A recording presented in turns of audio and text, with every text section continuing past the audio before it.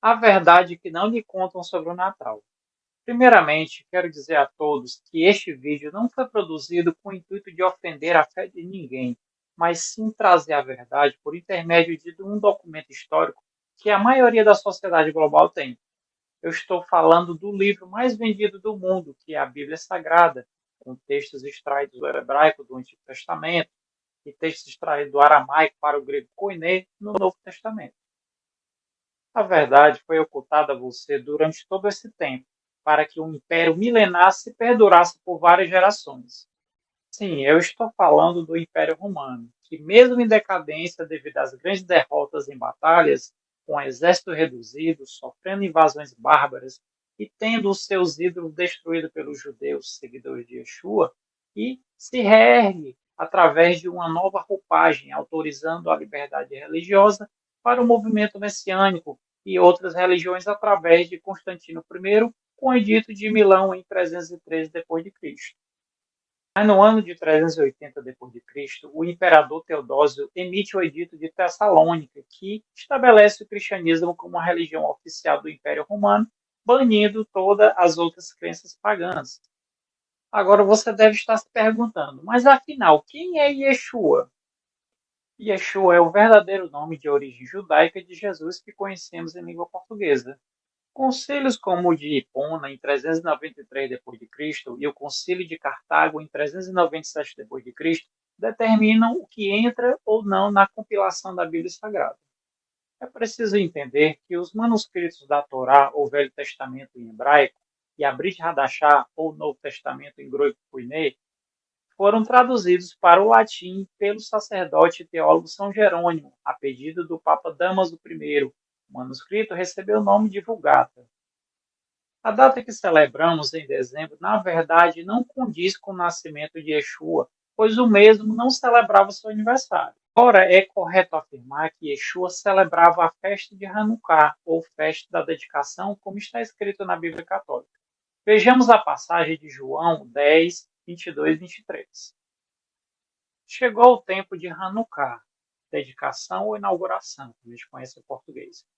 Em Jerusalém, era inverno e Yeshua, né, Jesus, estava andando na área do templo, caminhando pela colunata de Shilamô, ou Salomão. Né?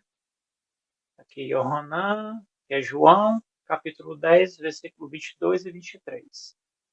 O dia 25 de dezembro foi escolhido pela Igreja Católica no século IV pelo Papa Júlio I para cristianizar o festival pagão da Saturnália e a idolatria aos deus Mitra, Sol Invictus, no período do solstício de inverno. Eles comemoravam um ano de boas colheitas na agricultura e agradeciam ao deus Saturno. Podemos observar na imagem Saturno segurando uma ceifa.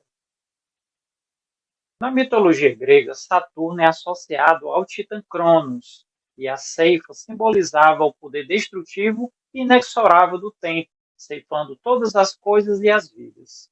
A festa era composta por grandes banquetes, onde havia troca de presentes e de status sociais. O nobre virava servo e o servo virava nobre. Obviamente que esses poderes dados aos servos eram limitados.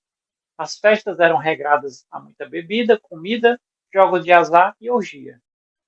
Você deve estar se perguntando, então se Yeshua não nasceu em 25 de dezembro, então qual a data realmente ele nasceu? O exato não é confirmado, mas a Bíblia mostra um mês aproximado, entre o final de setembro e começo de outubro. Em hebraico, o calendário judeu é chamado de mês de Tishrei. Certo, mas ainda não está claro. Como podemos afirmar isso? Ao lermos a Brit Hadashah, ou Novo Testamento como conhecemos, na passagem de Lucas 1, dos versículos 5 a 13, teremos a seguinte informação. Nos dias de Herodes, rei de Judá, havia um Cohen, no caso sacerdote, chamado de Zacarias, que pertence à divisão de Abiá, ou Abias em português. Sua mulher descendia de Arão, ou Arão, e seu nome era Elisheva, né, ou Isabel. Os dois eram justos aos olhos de Deus, observando todas as mitzvot, ou seja, os mandamentos, e ordenanças de Adonai, no caso do Senhor, de modo irrepreensível. Mas eles não tinham filhos, porque Elisheva, no caso de Isabel, era estéril, e os dois contavam já certa idade, uma vez quando Zacarias cumpriu seus deveres de Corém no período de servo, no caso de serviço de sua divisão perante a Deus. E ele foi escolhido por sorteio, de acordo com o costume dos Corranins, para entrar no templo e queimar o incenso. Todos estavam do lado de fora, orando na hora de queimar o incenso, quando lhe apareceu um anjo de Adonai, em pé à direita do altar do incenso. Zacarias ficou assustado e aterrorizado com a visão, mas o anjo lhe disse: Não tenha medo, Zacarias. Elisheva, Isabel, sua mulher, engravidará e você lhe dará o nome de Yohanan, no caso João. A divisão de Aviá, ou Abias, traduzindo para o português, corresponde ao mês de Tammuz, e que no nosso calendário gregoriano corresponde entre os meses de junho e julho. Agora vejamos na passagem de Lucas 1, do 26 ao 41. Eu vou ler aqui diretamente na Bíblia, porque aqui no computador ficou muito pequeno, aí fica melhor para mim ler, tá bom? Aí você vai entender. No sexto mês, o anjo Gabriel, no caso Gabriel, foi enviado por Deus a uma cidade de Galileu, no caso a Galileia, chamada Nazaré. Uma virgem noiva de um homem chamado Yosef, que é José, da casa de Davi, no caso o rei Davi. O nome da virgem era Miriam, no caso Maria. Aproximando-se dela, o anjo disse: Shalom, a paz, né? Favorecida. Adonai está com você, que é Senhor. Ela ficou profundamente perturbada com as palavras dele e pensou sobre o significado dessa saudação. O anjo lhe disse: Não tenha medo, Miriam. Você foi favorecida por Deus. Veja, você engravidará e dará à luz a um filho. Ele lhe porá o nome de Yeshua, no caso Jesus. Ele será grande e será chamado de filho de Halion, no caso é Deus Altíssimo. Adonai, Deus, lhe dará o trono de seu antepassado Davi, e ele reinará para sempre sobre a casa de Jacó, no caso de Jacó. Seu reino não terá fim. Como isso pode acontecer se sou virgem? Miriam perguntou ao anjo. O anjo respondeu: O Ruach HaKodesh, né, que é o Espírito de Santidade, virá sobre você, e o poder de Halion, que é Deus Altíssimo, a cobrirá. Por isso, a criança santa nascida de você será chamada de filho de Deus. Você tem uma parenta, Elisheva, né, que é Isabel, com a idade avançada. Todos dizem que é estéril, mas ela concebeu um menino e está no sexto mês de gravidez. Para Deus nada é impossível. Miriam disse: Sou serva de Adonai. Aconteça comigo o que você diz.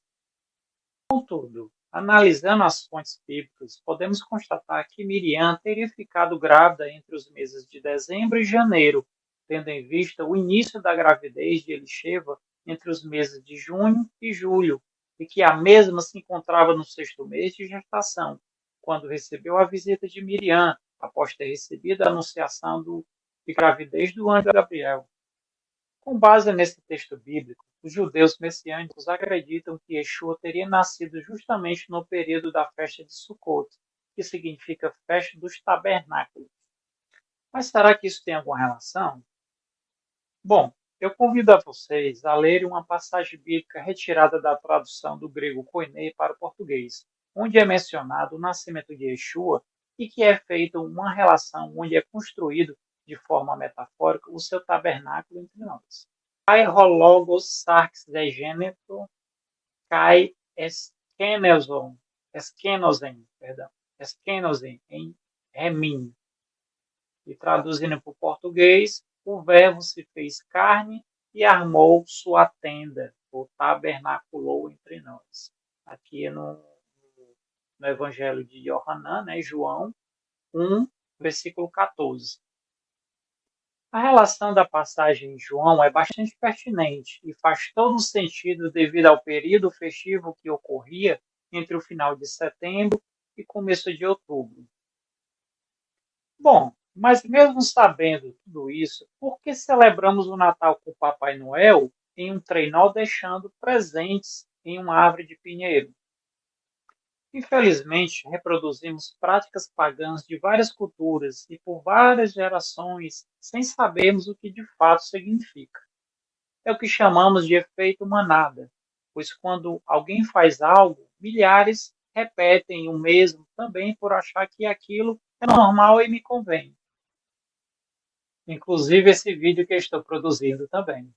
A diferença é que as informações postadas aqui nesse vídeo são amplamente baseadas em fontes históricas, ao contrário de alguns colegas que até têm vídeos maravilhosos, mas que estão reproduzindo a lenda da relação incestuosa entre Nimrod, Semiramis e Tammuz. Segundo a lenda, Nimrod se reencarna em um pinheiro representando o Deus Sol, e daí vem a utilização do pinheiro.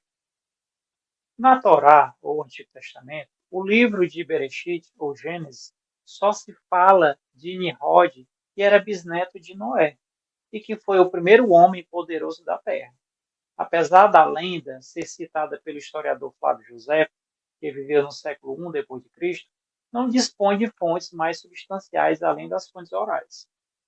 Algumas passagens que condenam a prática de culto a divindades enfeitando árvores e colocando oferendas debaixo delas. Yehudá, no caso Judá, fez o que para Adonai, no caso Senhor, era pecado. Eles provocaram a sua ira em razão de seus pecados, que foram piores que os dos seus antepassados, pois construíram altares, colunas sagradas e postes sagrados em todos os lugares altos e debaixo de toda a árvore frondosa. Nesses lugares haviam também o culto com a prostituição, envolvendo homens e mulheres que faziam todas as coisas abomináveis praticadas por outras nações e que Adonai, Senhor, tinha expulsado do meio do povo de Israel. Né? Aqui essa passagem aqui é de Malachi, Aleph, 1 Reis 14, dos versículos 22 ao 24. Bom, agora vejamos mais uma passagem aqui em Jeremias, tá bom? Ouçam a palavra que Adonai diz a vocês, casa de Israel.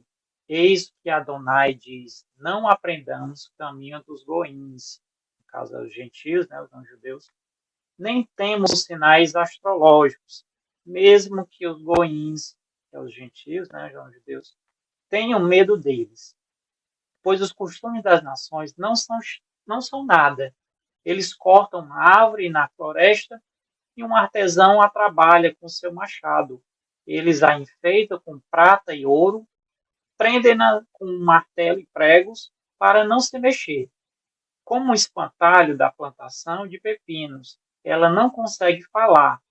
Ela terá de ser carregada, pois não pode andar. Não a temam. Ela é incapaz de fazer mal, além de não conseguir fazer qualquer coisa boa. Então, nós lemos aqui Yermeiahu, que é Jeremias, né? Jeremias 10, dos versículos 1 ao 5. Essas práticas pagãs foram continuadas, mas carregando características do cristianismo para poder maquiar as práticas antigas dos gentios pagãos. Já o Papai Noel foi uma criação da Coca-Cola com a estratégia de marketing em 1930, inspirada no bispo católico São Nicolau de Mira, né, na atual Turquia, que, segundo a Igreja Católica, fazia caridade para as crianças pobres, doando-lhes presentes. Então, assim nascia Papai Noel, o bom velhinho que leva a fama no seu lugar de dar presente para seus filhos. Bom, meus amigos, quero encerrar esse vídeo lhes convidando a fazer uma pequena reflexão, já que a cultura mundial resolveu comemorar o aniversário de Exu em dezembro. Então, que não percamos a verdadeira essência de que é celebrar o nascimento do nosso Salvador Yeshua HaMashiach, Jesus, o Messias. De fato, as festas natalinas são muito contagiantes devido à decoração luminosa e à harmonia que se gera entre as famílias e amigos. O Natal é a época mais esperada por muitos, em especial as crianças que sonham ganhar presente de alguém que elas acham que existe. Hoje, com mais maturidade e sabedoria, inspirada nas Sagradas Escrituras, procuro absorver o que é de bom, seguindo as ordenanças de Adonai Elohim, Senhor Deus, e Yeshua HaMashiach, Jesus o Messias. Shalom Aleichem. A paz esteja convosco. Tchau, tchau.